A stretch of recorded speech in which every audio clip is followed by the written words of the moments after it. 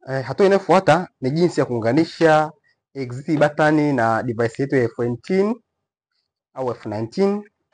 Tunayo push button ambayo kwa ajili ya kuplace, pia tunayo non touch ambayo una wave mkono device inafunguka, magnetic lock inafunguka. Tunaanza na kuunganisha na button yetu ya push button. Hii nyuma inakuwa na meno mawili tu, ambapo unaweza kufunga upande wote, unaweza kuweka ground huku au kaweka button huku. Sawa. Tunatakiwa tunachukua cable yetu mmoja huku ya ground. Hapa nakuandikia kabisa kuna button, sema kuunganisha button. Sasa tunachofanya hapa, tutachukua cable yetu ya ground, na cable ya button, ambapo nyuma imeandika BT. Kama inavyoonekana hapo. Unaweza kuweka upande wote ule.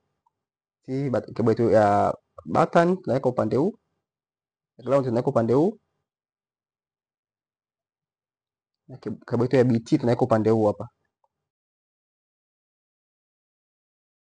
Kama unavyoona hapa, tushaunganisha tayari exit button yetu ya push button. Tunachofanya ni kuitest.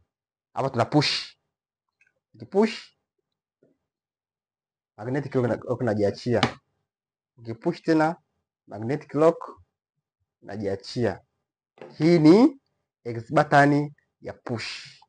Inayofuata tunakuunganisha ya non touch.